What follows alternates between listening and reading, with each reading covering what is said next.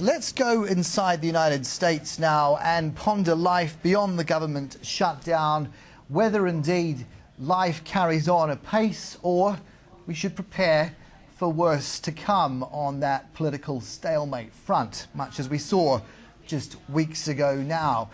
No one's better qualified, arguably, to the minute to comment on this than the national correspondent of the Atlantic.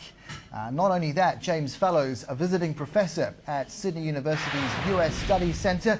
He's also been convener of its Public Knowledge Forum, which brought together speakers from the United States and Australia to talk the future of democracy, the changing face of journalism alongside. James Fallows live from our Sydney CBD studio. James, it's great to have your company today. Carson, thank you. Maybe we start close to home for you, of course, everything that's roiled Washington of late. Where are we heading next? What is the next test for Congress? Well, there are going to be a number of budget resolutions in the next couple of weeks, and I think the real factor here is the fight within the Republican Party between those who think they have everything to gain by another flat-out showdown with the president threatening a closing of the government again, and the factors within the Republican Party who think that that is a strategy of doom.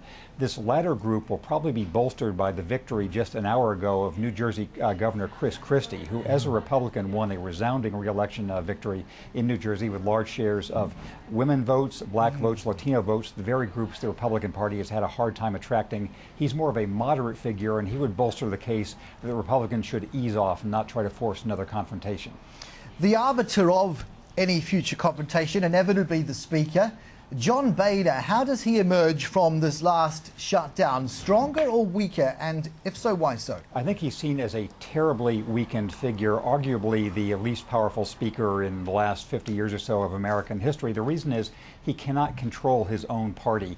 The Republicans have roughly 230 plus seats in the House of Representatives, but about 80 of those are the so-called Tea Party hardliners who really the Speaker Boehner has not been able to wrestle under control. So he has made a number of deals with Harry Reid, the Democratic leader of the Senate, and with President Obama, and not been able to deliver his own troops. So that is the drama about whether he's able to get more control over his own party. Is there an heir apparent to that role, an obvious one that jumps out to your mind? That is an interesting question, and part of the conundrum for the Republicans is the answer is no. The most visible, forceful figures within the party are to his right. Eric Cantor, his deputy, has been allied more with the Tea Party group, and so I think the problems for the Republicans within the House mirror the problems on the national level, where some of the old moderate Republicans of yore associated with the original George Bush feel that the party is taking a strategy going towards too far to the extreme, but there's nobody really in a central convening role for the party. So Speaker Boehner is weak, but there's no one who is apparent who would be stronger than he would be.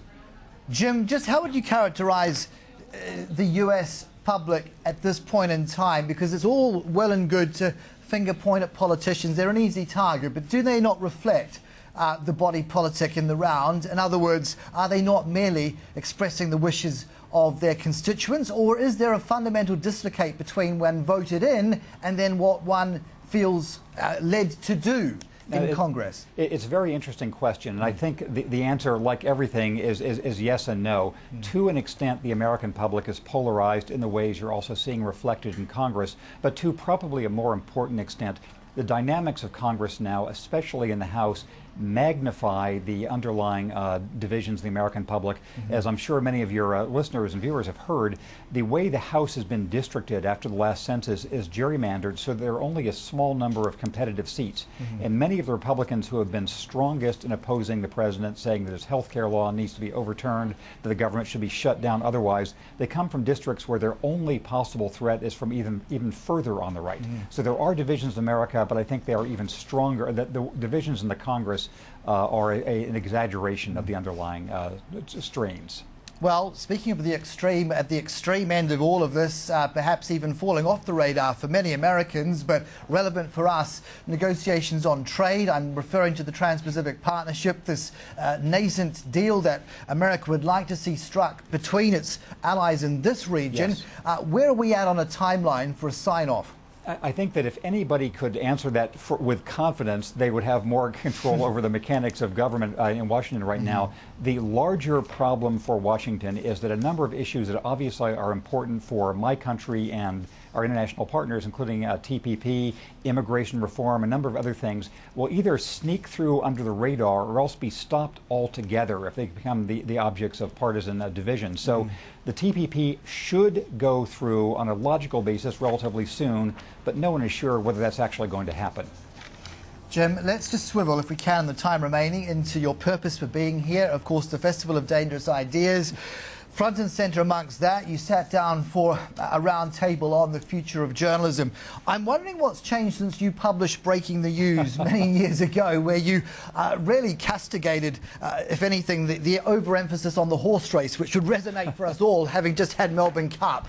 Indeed, yeah. That's a horse race in the great sense. Yeah, it is, but I mean, to use the metaphor in its most metaphorical, which is to say everything is turned into a winner-takes-all argument. And is that anything that can be done about that now?